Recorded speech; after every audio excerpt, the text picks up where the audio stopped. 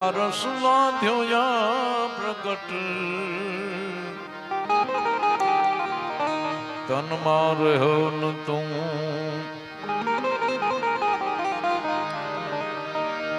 નારાયણ રા નામ રી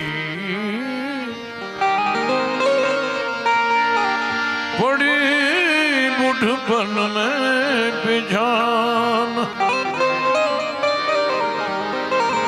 तेरो बाला बनियो मन वक्त ता दिन गयो अजान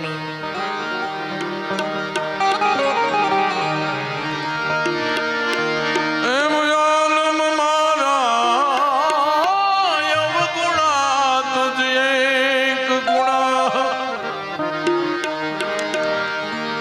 बूंद वृषा बोल रेणुकुल बूंद वृषा बोल रेणुकुल ताकन ला दे तार ताकन ला दे तार केम गया अवसर છે હરિ ભજવાનું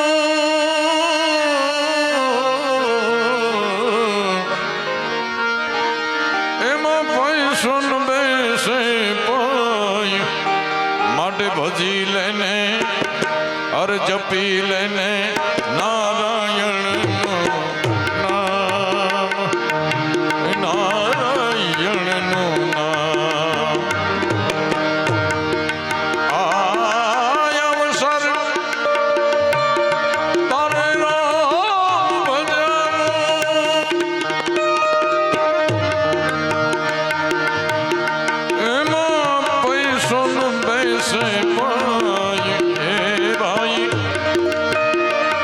એમાં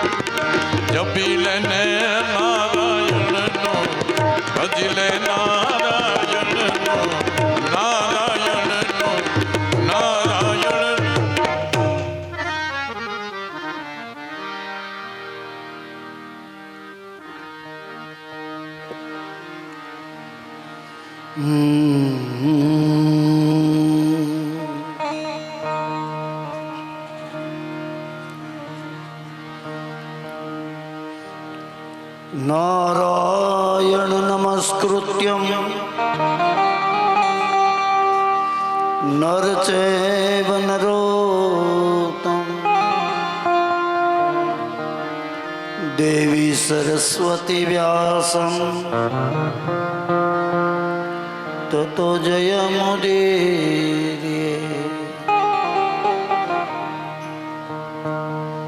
मुझे दे दर्शन गिरधारी रे, तेरी सावरी सूरत पे मैं वारी रे। मुझे दे दर्शन गिरधारी गिरधारी, तेरी सावरी सूरत परवारी रे। यमुना तट हरि घेन चरावे, यमुना तट हरि धेन चरावे, मधुर मधुर स्वर बैन बजावे, मधुर मधुर स्वर बैन बजावे, मधुर मधुर स्वर बैन बजावे, मधुर मधुर स्वर बैन बजावे। कांधे कमलिया काली रे, तेरे कांधे कमलिया काली रे। मुझे दे दर्शन गिरधारी रे, तेरी सावरी सूरत पे मैं वारी रे। मुझे दे दर्शन गिरधारी गिरधारी, तेरी सावरी सूरत परवारी रे।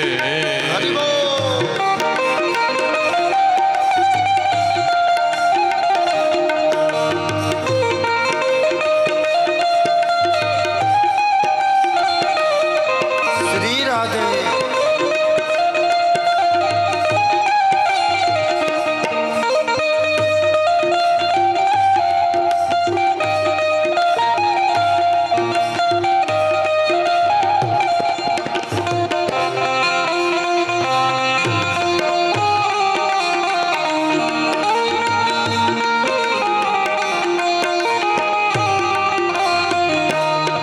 और मोर मुकुट पीतांबर सोहे, मोर मुकुट पीतांबर सोहे, मोर मुकुट पीतांबर सोहे, मोर मुकुट पीतांबर सोहे। देखी रूप मन मुनिगण मोहे, देखि रूप मन मोहन मोहे, देखी रूप मन मुनिगण मोहे, देखि रूप मन मंजन मोहे। कांधे कमलिया काली रे, तेरे कांधे कमलिया काली रे। तेरे कांधे कमलिया काली रे। तेरे कांधे कमलिया काली रे। मुझे दे दर्शन गिरधारी रे, तेरी सावरी सूरत पे मैं वारी। हरि बोल। मुझे दे दर्शन गिरधारी रे गिरधारी रे, तेरी सावरी सूरत परवारी रे। वृंदावन में रास रचावे, वृंदावन में रास रचावे, वृंदावन में रास रचावे, वृंदावन में रास रचावे। गोप गोपियों संग मिल गावे, गोप गोपियों सब मन भावे, गोप गोपियों संग मिल गावे, गोप गोपियों सब मिल गावे। नूपुर धुन लागे प्यारी रे,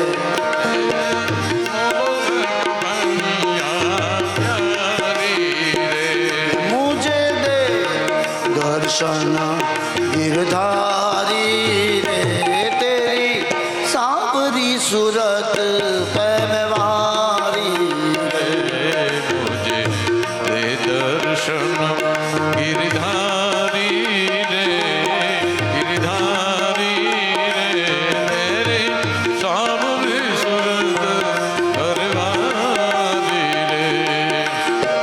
भक्त है तू हरि रूप बनाया भक्त घर गुण तो गाए भक्त है तू हरि रूप बनाया ब्रह्मानंद मेरे मन भाया आनंद मेरे मन भावे ब्रह्मानंद मेरे मन भाया ब्रह्मानंद मेरे मन भावे चरण कमल बलिहारी रे तेरे चरण कमल बलिहारी रे ये मुझे दे दर्शन गिरधारी रे तेरी सावरी सूरत पे मैं वारी रे ये मुझे दे दर्शन गिरधारी रे तेरी सावरी सूरत परवारी रे तेरी सावरी सूरत पे मैं वारी रे तेरी सावरी सूरत परवारी रे तेरी सावरी सूरत पे मैं वारी रे तेरी सावरी सूरत परवारी दे दर्शन गिरधारी रे तेरी सावरी सूरत पे मैं वारी रे मुझे दे दर्शन गिरधारी रे तेरी सावरी सूरत परवारी रे तो सुखदेव जी महाराज परीक्षित राजा ने आत्माનું કલ્યાણ થાય પૂર્વજોના ઋણમાંથી મુક્તિ મળે એવો સત્સંગ ગંગાને કિનારે ચાલે છે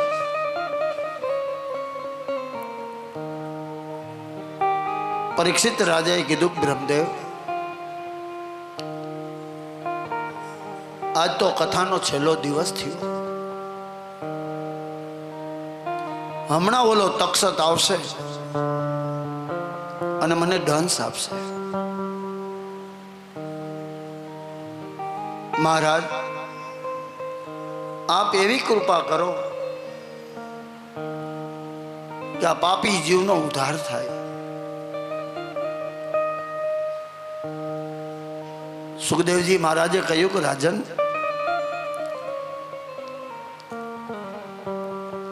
બે છેડા છે જન્મ અને મરણ સ્વર્ગ અને નરક પાપ અને પુણ્ય ધર્મ અને કર્મ આ બધી બબે વસ્તુ દિવસ અને રાત આ બે સ્ત્રી પુરુષ એ બે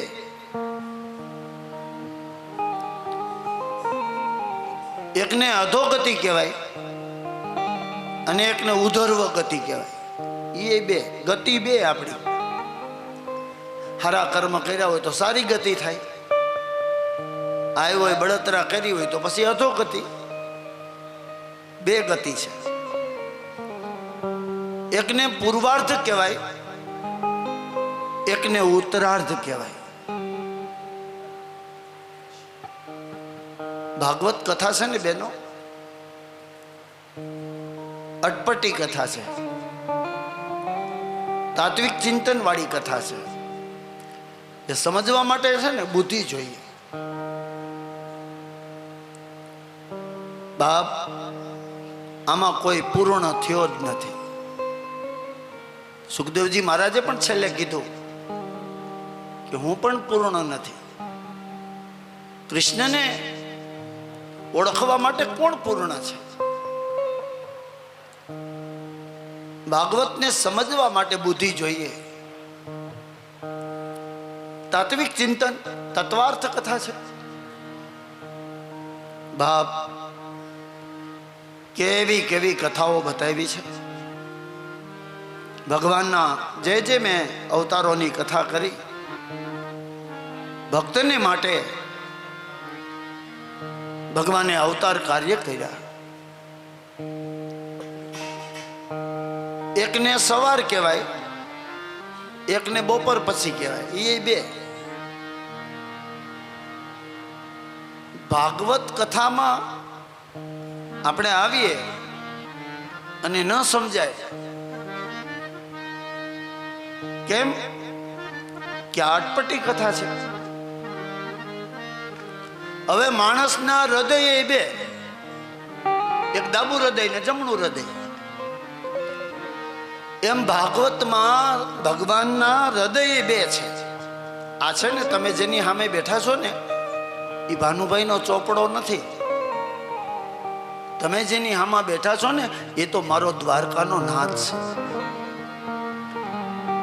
કારણ કે કળિયુગમાં ભગવાને કીધું ભાગવત રૂપે પૂજાઈશ. બધા મને વાંગમય સ્વરૂપ કહે છે. 1000 નામ છે, એમાંનું એક નામ વાંગમય સ્વરૂપ ભાગવત છે. કળિયુગમાં જો કોઈ તમને દેખાતો હોય ને, તો એ ભાગવત છે. 12 સ્કંદ, 335 અધ્યાય અને 18,000 શ્લોક. આવું ભગવાનનું સ્વરૂપ છે. 2 હાથ છે, 2 પગ છે, મસ્તક છે, હૃદય છે. આપણે કેમ 2 હૃદય હોય, એમ ભગવાનના પણ 2 હૃદય છે. ડાબુ હૃદય ને જમણું હૃદય. 10મા સ્કંદ સુધી આપણે જઈએ ને બેનો, તો એને ડાબુ હૃદય કહેવાય. 10મા સ્કંદ પછી એકાદશી, દ્વાદશ, એ જમણું હૃદય છે. જો 10મા સ્કંદ સુધીની કથા તમને ન સમજાય, તો પછીની કથા તો હાવ ન સમજાય. 10મા સ્કંદ સુધી ભગવાનનો જન્મ થાય ને ગોકુળમાં, ત્યાં 10મો સ્કંદ પૂરો થઈ જાય. પછી આપણે આગળ વધીએ ને, નંદ ઘેરે આનંદ વયો, પછીની જે કથા રહી ને, એ નથી સમજાતી. કે ગોપીઓના ચીર ખેંચા, માખણ ચોયરા, મટકા ફોડ્યા, 16,108 પત્ની, એક એક પત્નીને 10 દીકરા. આ ન સમજાય. પણ જો 10મા સ્કંદ સુધી સમજાઈ જાય તો પછી સરળ છે. દિવસ એટલે હવાર, 12 વાગ્યા પછી બપોર પછી. હવે દાખલો આપું કે હવારમાં તમે ઉઠીને ઠાકોરજીની અગરબત્તી ન કરી શકો, તો હું બપોર પછી કરી શકવાના? હવારમાં જ ન થાય તો બપોર પછી ન થાય. એમ 50 વર્ષ સુધી તમે ભક્તિ ન કરો અને 50 વર્ષ પછી કરવા જાઓ તો થાય? પગ કામ કરે નહીં, હાથ કામ કરે નહીં, આંખું કામ કરે નહીં. આ 2 વસ્તુ છે. એકને કહેવાય મધ્યાંતર. આપણી ઉંમર 50 વર્ષ આવે ને, 50 વર્ષ પછી આપણે વનમાં વ્યા જાય. 51, 52 આ વન છે. અને વનમાં જઈને જો માળા ન કરી તો પછી અધોગતિનો માર્ગ ચાલુ થાય. ઘણા કે ને કે હાલો કથામાં, ત્યારે અત્યારથી કથામાં શું આવું, ગઢપણમાં ગોવિંદ ગાશો. અરે ગઢપણમાં ગોવિંદ નહીં ગવાય. છોકરા આંગળી ચાલીને તેડી આવે કથામાં, તો એ કથામાં આવશે. એટલે જો 50 વર્ષ સુધી ભક્તિ ન થાય તો પછી ન થાય. એમ ભાગવત એવું છે. 10મા સ્કંદ સુધીની કથા ન સમજાય તો પછી તો હાવ અટપટું છે. એટલે સુખદેવજીએ કહ્યું, રાજન, આ કથાને સમજવા માટે સદગુરુની આવશ્યકતા છે. કારણ કે ભાગવતના એક એક પ્રસંગ તત્વાર્થ મારા ને તમારા પ્રસંગ છે. જીવ અને શિવના જ પ્રસંગ છે. આ આત્માના જ પ્રસંગ છે. કથા તો ખાલી રૂપક છે, બાકી તો આ જીવની જ કથા છે. અને કથામાં 3 પ્રકારની ચર્ચા. 7 દિવસ સુધી મેં કથા કરી, 3 ચર્ચા મેં કરી. કોની કરી? તો કે જીવની ચર્ચા કરી. કે જીવને શું કરવું જોઈએ, જીવના કર્મ કેવા હોવા જોઈએ, જીવાત્માએ શું કરવું જોઈએ, જીવાત્માની ગતિ કેવી થાય, આ બધી કથાઓ આપણે સાંભળી. જીવની કથા. બીજી જગદીશની કથા, કૃષ્ણની જે કથા મેં કરી, એવી એવી લીલાઓ ભગવાને કરી, ભક્તોનો ઉદ્ધાર કર્યો ને, એ જગદીશની કથા છે. અને ત્રીજી જગતની કથા કરી. જગતની ચર્ચા બહુ કરી છે ભાગવતમાં. આ મારો દીકરો, ના મારી પત્ની, ના મારી માં, ના મારા પિતા, આ જગત છે. જીવ, જગત અને જગદીશ, આ ત્રણ ચર્ચા જ ભાગવતમાં શ્રેષ્ઠ બતાવી છે. જગતની ચર્ચામાં શું કીધું? એ જગતનો બહુ ભરોસો ન કરવો. આ જગત તો નાશવંત છે, શમશાન સુધી જ આપને મૂકવા આવશે, અને બાળી દીધા પછી કોણ તું કોણ હું, ઈ જગત છે. જગતનો બહુ ભરોસો ન કરવો. બાપ, ત્રણ ગુરુની કથા છે આમાં. આત્મગુરુ, ધર્મગુરુ અને સદગુરુ. જેણે જેણે ગુરુ ધારણ કર્યા. અને ભાગવત એ ગુરુમુખીની જ કથા છે. આનો અધિકારી તો ગુરુમુખી જ હોવો જોઈએ.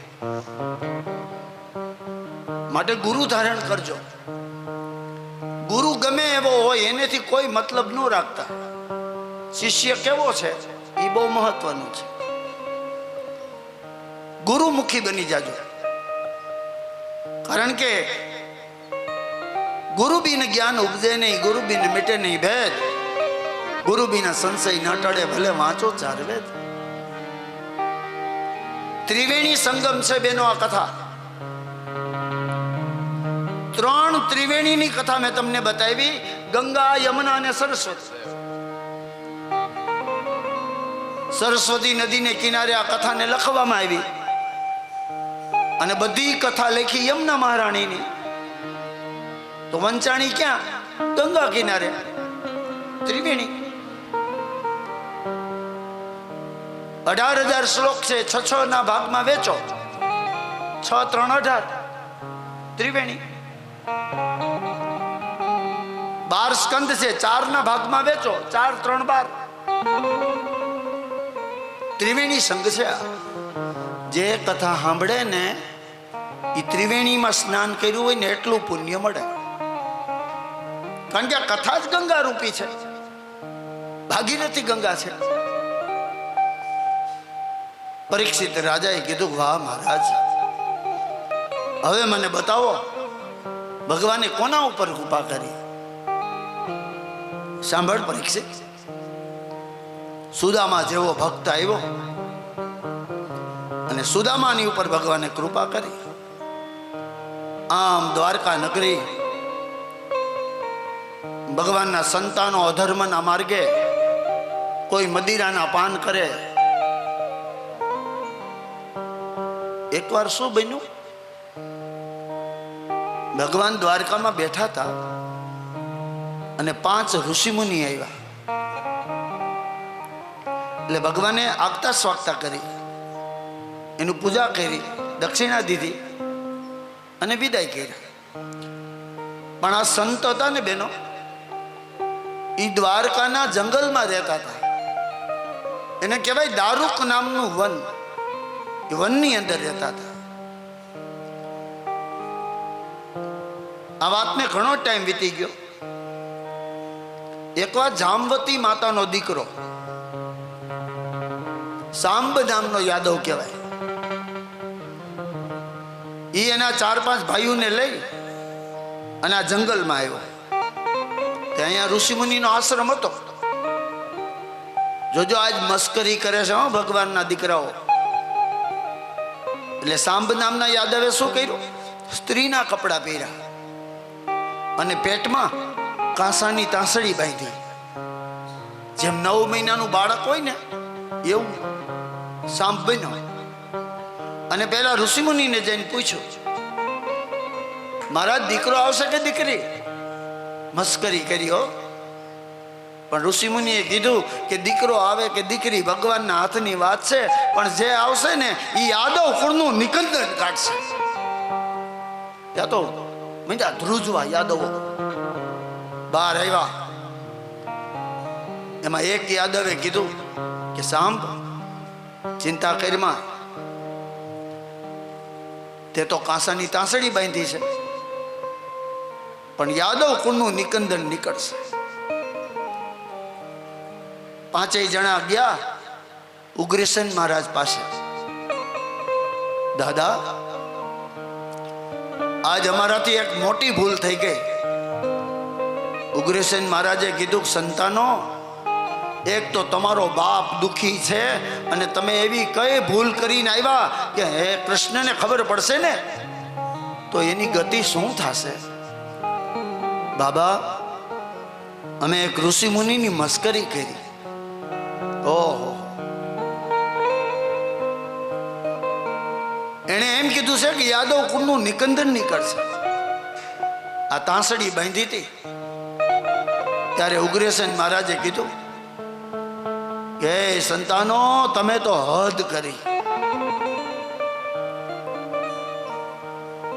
ઉગ્રસેન મહારાજે કીધું કે જાઓ, તાંસડીનો ભૂકો કરો, કટકા કરો. તાંસડીના કટકા કર્યા અને દરિયામાં પધરાવ્યા. એક ટુકડો હતો ને, એ એક માછલી ગળી ગઈ અને આ માછલી વેરાવળ ભાલકા ગઈ. એક ખારવાના હાથમાં આવી અને ખારવાએ માછલીને ચીરી. કારણ કે ખારવાનો તો બિઝનેસ છે, યુગો યુગોથી ચાલ્યું આવે છે. એમાં કાંસાનો ટુકડો નીકળો.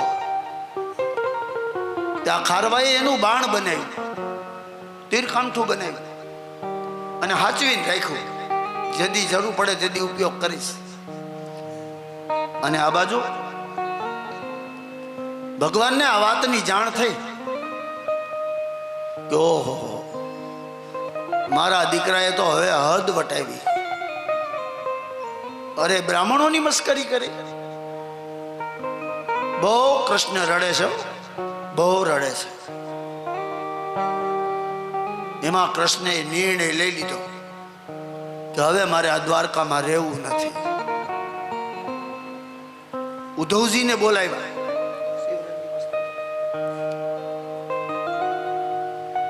ઉદ્ધવજી આવ્યા.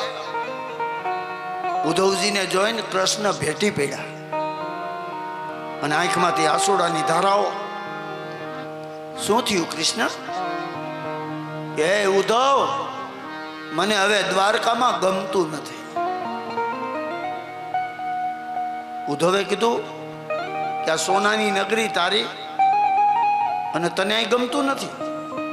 હા ઉદ્ધવ, ભલે સોનાની નગરી છે પણ મને અહીંયા શાંતિ નથી. હે ઉદ્ધવ, મને એવી જગ્યાએ લઈ જા કે જ્યાં મને શાંતિ મળે. ઉદ્ધવે ભગવાનનો હાથ પકડો. આગળ ઉદ્ધવ, પાછળ કૃષ્ણ. ખટ ખટ ખટ ખટ ખટ ખટ ખટ 56 પગથિયા ભગવાન ઉતરી ગયા. રથમાં બેઠા. ઉદ્ધવે પૂછ્યું, કઈ બાજુ જવું છે કૃષ્ણ? ભગવાને કીધું, જ્યાં શાંતિ મળે ને એવી જગ્યાએ જવું છે. ઉત્તર દિશામાં, દક્ષિણ દિશામાં રથ આયલો. પણ ભગવાને જાતા જાતા પાછું વાળીને જોયું. સોનાની નગરી હતી ને બેનો, એ પાણીમાં ડૂબી ગઈ. તમામ પાપી યાદવોનો નાશ કર્યો ભગવાને. અને રથ ચાલતા ચાલતા વનવગડાનો માર્ગ આવ્યો. ઉદ્ધવજી પૂછ્યું, કેટલેક જવું છે કૃષ્ણ? એમાં એક પીપળો દેખાણો. ભગવાને કીધું, ઉદ્ધવ, હવે રથ ઉભો રાખો. ઉદ્ધવજીએ કૃષ્ણને નીચે ઉતાર્યા અને પીપળા આગળ જઈને ભગવાન ટેકો દઈને બેઠા. ઉદ્ધવજી કીધું, કૃષ્ણ, મને કઈ સમજાતું નથી, શું છે બોલ. પણ ભગવાને કીધું, મારાએ મને દુખી કર્યો, તને શું કહું. ભગવાને કીધું, ઉદ્ધવ, મારું એક કામ કરીશ. ઉદ્ધવે કીધું, એક નહીં, તારા 1000 કામ કરું. કે તો જા ઉદ્ધવ, મને પાણી પાવ, મને તરસ લાગી છે. એક પત્નીને 10 દીકરા હતા, પણ એક દીકરો ભગવાનને પાણી પાવા હાજર નથી.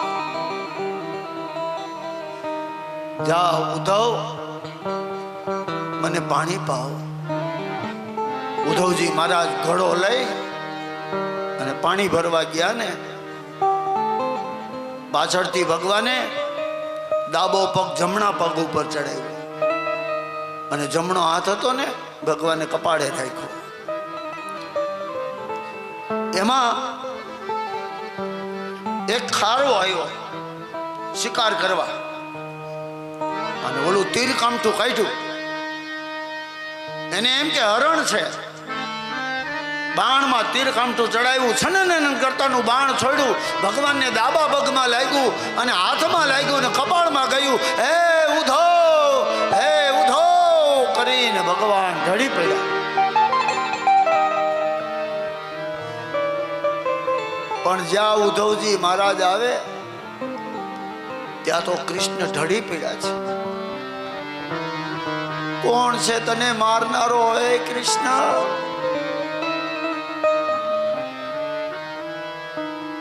એવામાં ઓલો ખારો આવ્યો, મહારાજ મને ક્ષમા કરો, મને એમ કે કોઈ હરણ છે ને મેં બાણ છોડ્યું, મને નહોતી ખબર ક્યાંય દ્વારકાનો રાજા છે, નહીતર હું બાણ ન છોડત, પ્રભુ મને માફ કરો. ભગવાને કહ્યું, ભાઈ તારા ઋણમાંથી આજ મને મુક્તિ મળી ગઈ. કારણ કે ગયા જન્મે તું વાલી હતો અને મેં તને માર્યો તો, આ જન્મે તે મને માર્યો, તારા ઋણમાંથી મને મુક્તિ મળી ગઈ. હે ઉદ્ધવ, મને પાણી પાવ. ભગવાને ઉદ્ધવને પાણી પાયું ઉદ્ધવજીએ, અને ઉદ્ધવજી મહારાજ હાથ જોડીને ઉભા છે.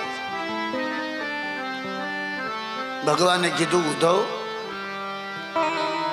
એક કામ કરશો? બોલ. કે ગોકુળ છોડ્યા પછી ક્યારેય જશોદા માતાને મળવા ન જઈ શકો, નંદ બાબાને મળવા જઈ ન શકો, તો અહીંથી તમે સીધા ગોકુળ જાજો અને મારી જશોદા માતાને મારી યાદ આપજો. અને હે ઉદ્ધવ, મારા કાકા અક્રૂર પાસે જાજો અને મારા એને પ્રણામ કહેજો. ત્યારે ઉદ્ધવજીએ પ્રશ્ન કર્યો, કૃષ્ણ, તમે તો શરીર છોડીને જાઓ છો? ભગવાને કીધું, હા, આજથી હું શરીર છોડી દઉં છું. ઉદ્ધવે કીધું, તો આ તારા ભક્તોનું શું થશે? તારા બનાવેલા વૈષ્ણવનું શું થશે? ત્યારે ભગવાને કીધું કે ઉદ્ધવ, હું તો કાયમ અહીંયા જ રહેવાનું, આજથી શરીર છોડું છું, હું તો કાયમ અહીંયા જ રહેવાનો. ઉદ્ધવજી કીધું, તો તને ક્યાં સ્વરૂપે જોશું? ત્યારે ભગવાને કીધું, ઉદ્ધવ, વ્યાસજી મહારાજે ભાગવત લખ્યું છે, આજથી મારો તેજ, મારો જીવ, મારો આત્મા આજથી હું ભાગવતમાં સમર્પિત કરું છું. કળિયુગમાં બધાય મને ભાગવત નામથી ઓળખશે. અને મેં કહ્યું ને કે તમે ભાનુભાઈના ચોપડા હામાં નહીં, પણ તમે દ્વારકાના અધિપતિ હામાં બેઠા છો. બેન, આ કોઈ સામાન્ય ગ્રંથ નથી બા, એટલે તો તમે એને માથે ચડાવો છો. આમ ભગવાને દેહ ત્યાગ કર્યો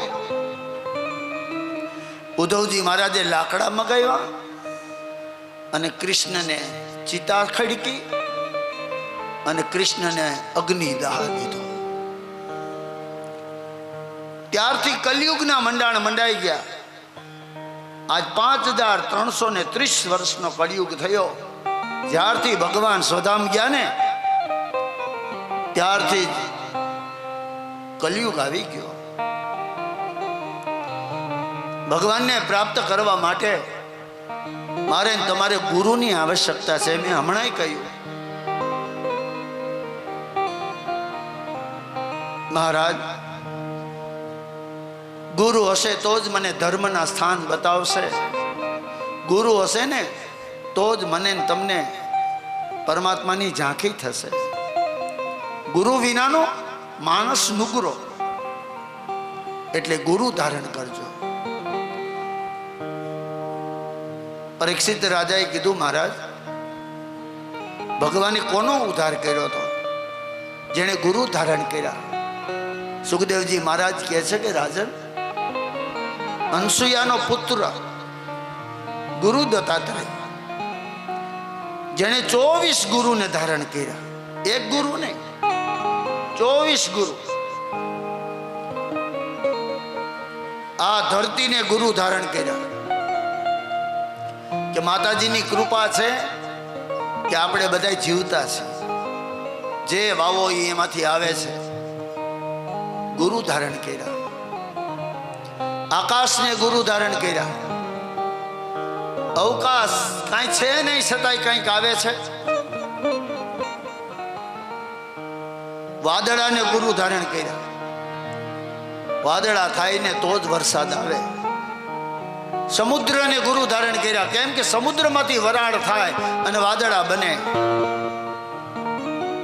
કૂતરાને ગુરુ ધારણ કર્યા. તમે ગુરુ દત્તાત્રેયને જોજો. મધમાખીને ગુરુ ધારણ કર્યા.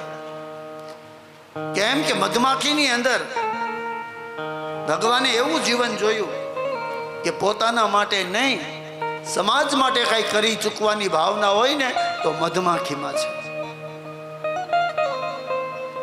મધ ભેગું કરે અને મધ મને તમને સમર્પિત કરે. બળું પણ બાળું નહીં કોઈને.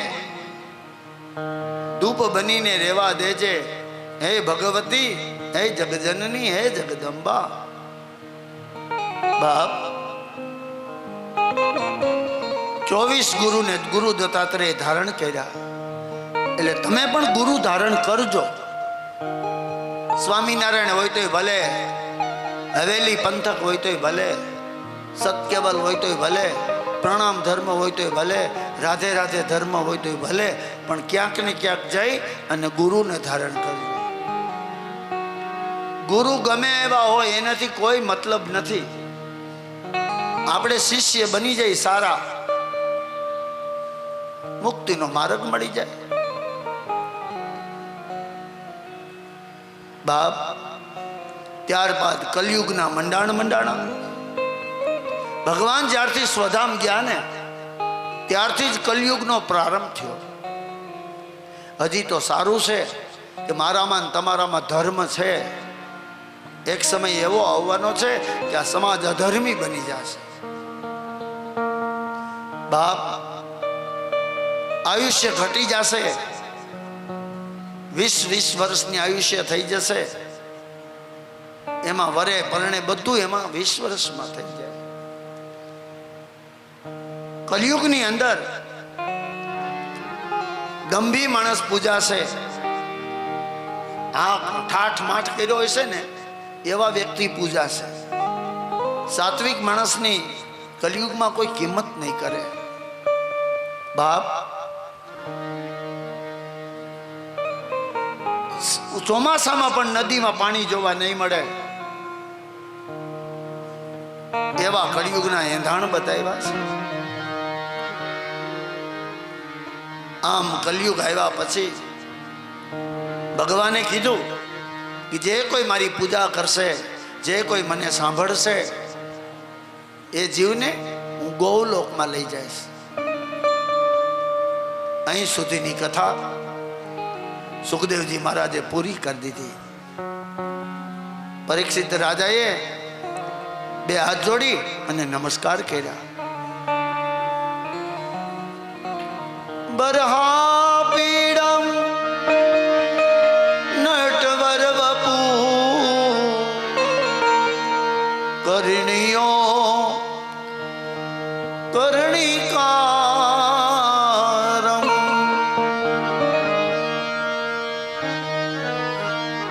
બરહા પીડમ નટવર વપુ કરણીયો કરણિકારકમ. ભાગવતના શ્લોકનું ગાન કરતા કરતા સુખદેવજી મહારાજે વિદાય લીધી અને પરીક્ષિત રાજા ગંગાને કિનારે બેઠા છે. પરીક્ષિત મહારાજના દીકરા જન્મેજય એણે લોખંડી પહેરો ભરી દીધો કે નાગ નહીં માખી નો આવે, પણ કાળ કોઈ દી કોઈનાથી રોકાય નહીં. આકાશમાં ઓલો તક્ષત આવ્યો. પરીક્ષિત રાજાના ગોર બાપાએ એને અટકાયો કે મારા યજમાનને તું હું છું ત્યાં સુધી મારી નહીં શકે. તક્ષતે કીધું હટી જાઓ નકર બાળીને ભસ્મ કરીશ, તમને ખબર નથી મારી તાકાત. તક્ષતે પાણી છાંટ્યું ને એક ઝાડ બન્યું અને ગોર બાપાએ પાણી છાંટ્યું ને એ ઝાડને બાળીને ભસ્મ કર્યું. ત્યારે તક્ષત પ્રણામ કરે છે કે ભૂદેવ ચીઠીનો ચાકર છું અને નામ એનો નાશ, મને જવા દો. પણ અંદર જવાની જગ્યા નહીં. જન્મેજય મહારાજ એક પુષ્પની માળા લઈને જતા હતા, એમાં ઓલો તક્ષત બેસી ગયો નાનું એવું સ્વરૂપ લઈને. અને જન્મેજય મહારાજે સુખદેવજી મહારાજ એવા પ્રમાણે પરીક્ષિત રાજાના ગળામાં આ પુષ્પની માળા પહેરાવી અને ફૂલમાંથી ઓલો તક્ષત બહાર આવ્યો અને કીધું પ્રણામ મહારાજ. કાળ બનીને આવ્યો. પરીક્ષિત રાજાના જમણા અંગમાં તક્ષતે દંશ આપ્યો. દંશ દ્વારા પરીક્ષિત રાજાના શરીરમાંથી એક દિવ્ય તેજ નીકળ્યું અને તેજ આકાશમાં ગયું. ભર સુખદેવજી મહારાજ ભાગવત ભગવાન જેની પાછળ ભાગવત થાય ને એને તો ગોલોકની પ્રાપ્તિ થાય છે. સાંભળનારાને પણ ગોલોકની પ્રાપ્તિ થઈ જાય છે. પરીક્ષિત મહારાજ ગંગાને કિનારે મોક્ષ ગતિને માર્ગે ગયા. અહીં સુધીની કથા ભાનુભાઈ પણ 473મી કથાને અહીંયા વિરામ આપીએ છીએ આપણે. બાપ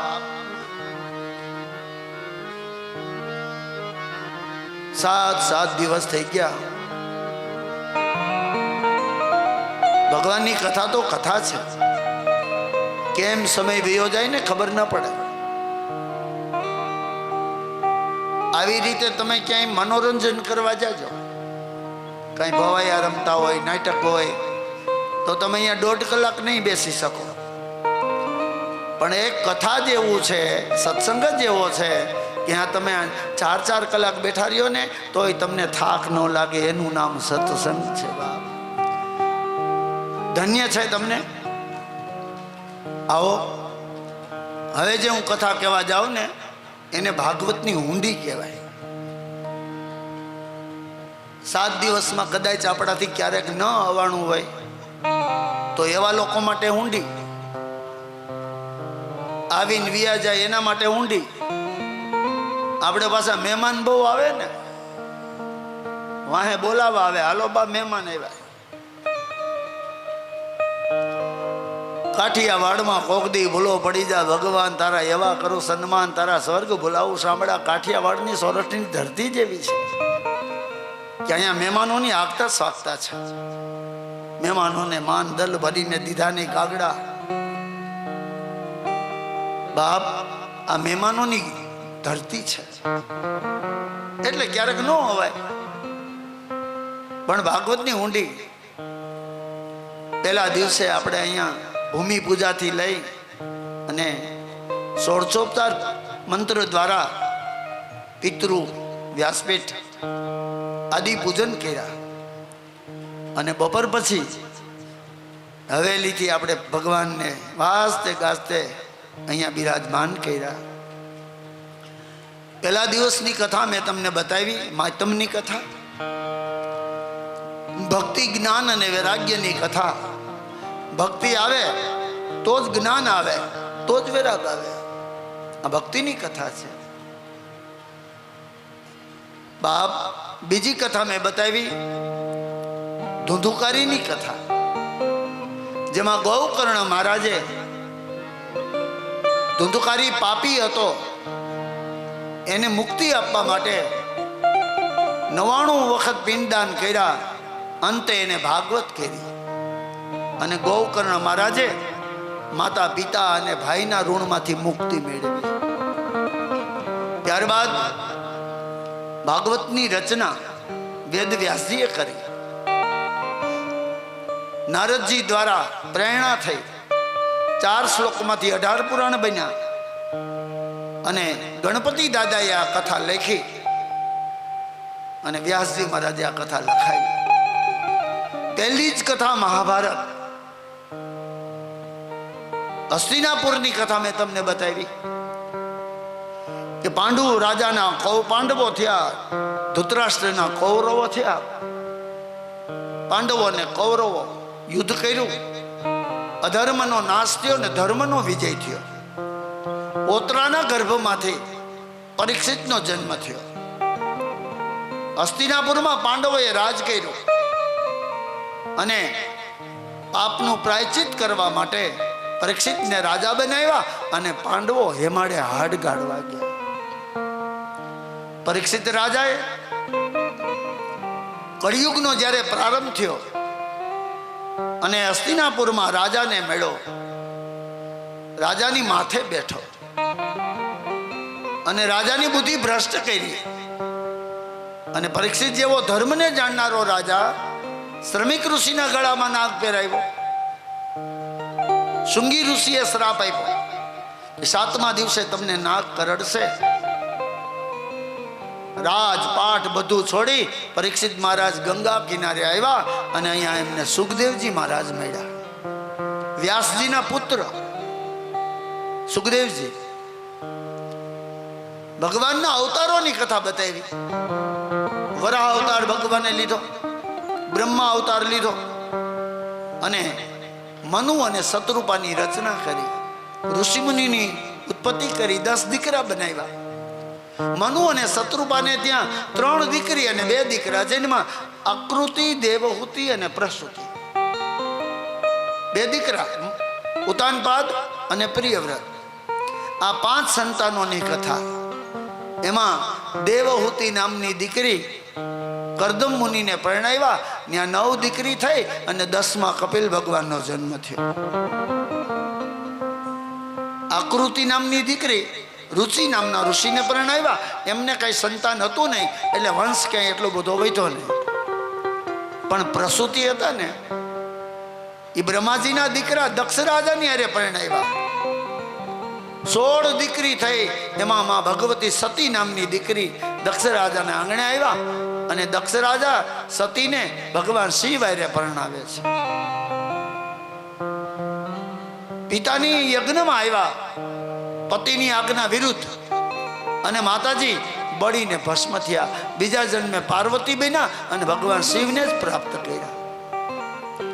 ઉતાનપાદની કથા એવી જેના વંશમાં ધ્રુવજી જેવા ભક્તની કથા મેં તમને બતાવી.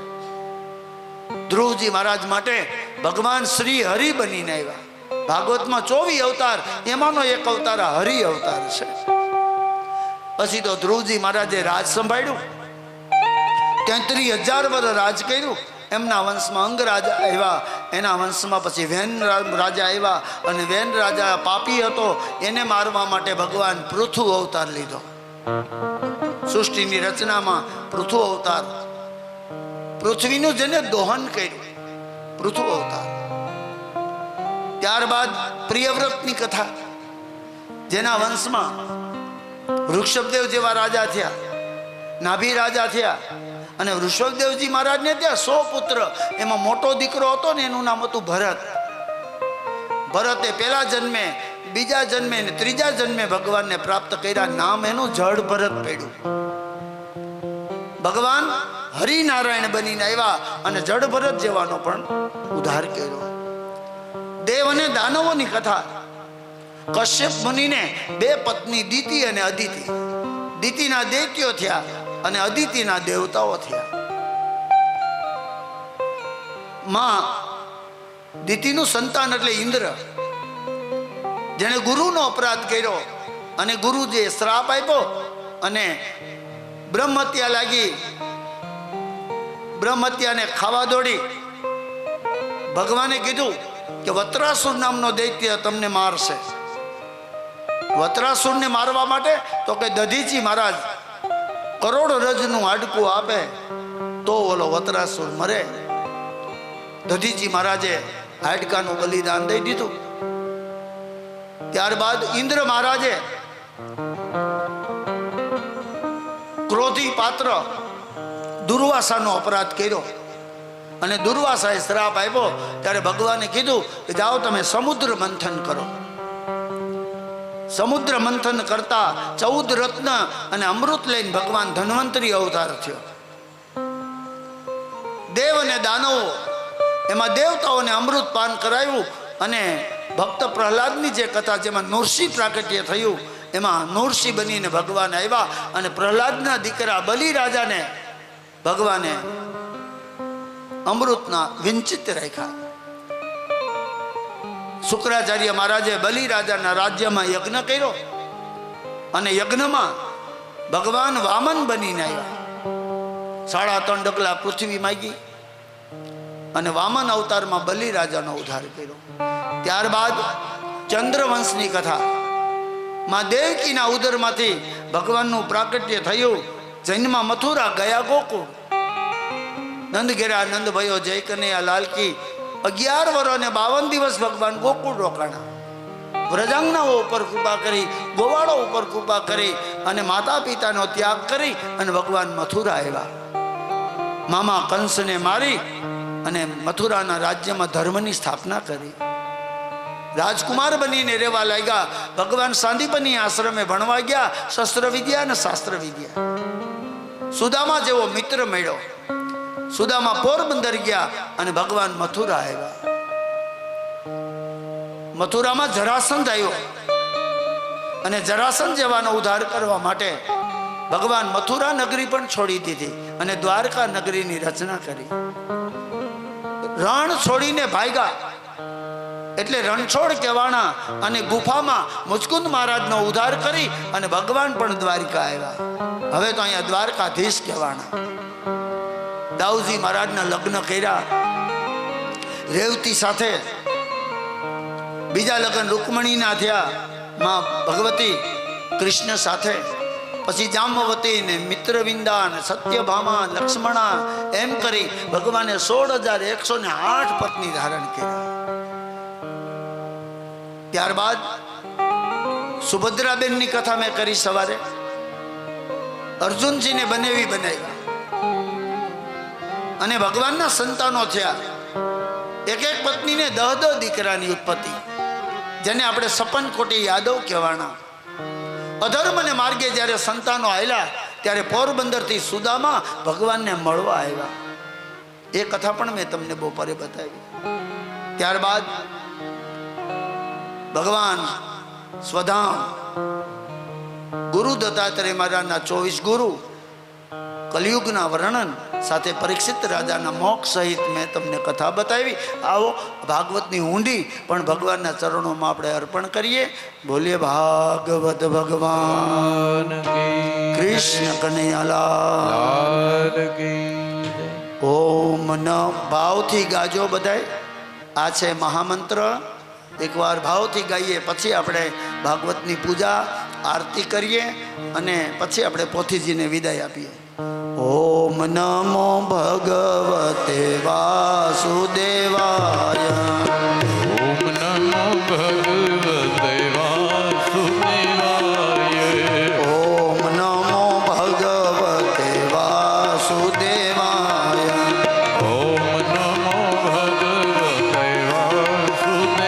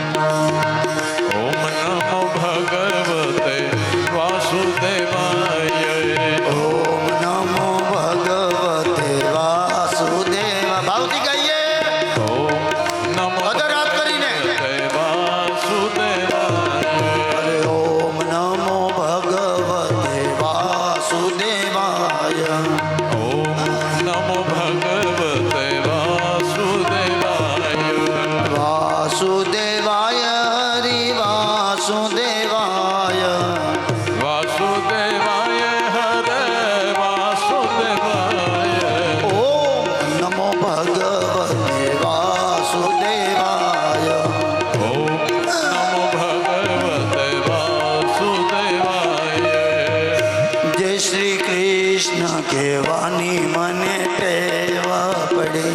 જય શ્રી કૃષ્ણ કહેવાની મને ટેવ પડી.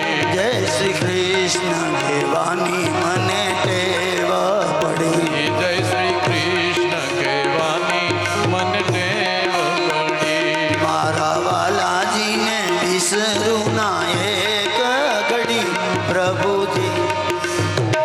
જય શ્રી કૃષ્ણ કહેવાની મને ટેવ પડી. એ મારા વાલાજીને વિસરું ના એક ઘડી. જય શ્રી કૃષ્ણ કહેવાની મને ટેવ પડી. જય શ્રી કૃષ્ણ કહેવાની મને ટેવ પડી. જય શ્રી કૃષ્ણ કહેવાની મને ટેવ પડી. મારા વાલાજીને વિસરું ના એક ઘડી પ્રભુજી. જય શ્રી કૃષ્ણ કહેવાની મને ટેવ પડી. એ મારા વાલાજીને વિસરું ના એક ઘડી. શ્રી કૃષ્ણ કહેવાની મને ટેવ પડી. જય શ્રી કૃષ્ણ કહેવાની મને ટેવ પડી. જય શ્રી કૃષ્ણ કહેવાની મને ટેવ પડી. જય શ્રી કૃષ્ણ કહેવાની મને ટેવ પડી. જય શ્રી કૃષ્ણ કહેવાની મને ટેવ પડી. જય શ્રી કૃષ્ણ કહેવાની મને ટેવ પડી. જય શ્રી કૃષ્ણ કહેવાની મને ટેવ પડી. જય શ્રી કૃષ્ણ કહેવાની મને ટેવ પડી. જય શ્રી કૃષ્ણ કહેવાની મને ટેવ પડી. જય શ્રી કૃષ્ણ કહેવાની મને ટેવ પડી. જય શ્રી કૃષ્ણ કહેવાની મને ટેવ પડી.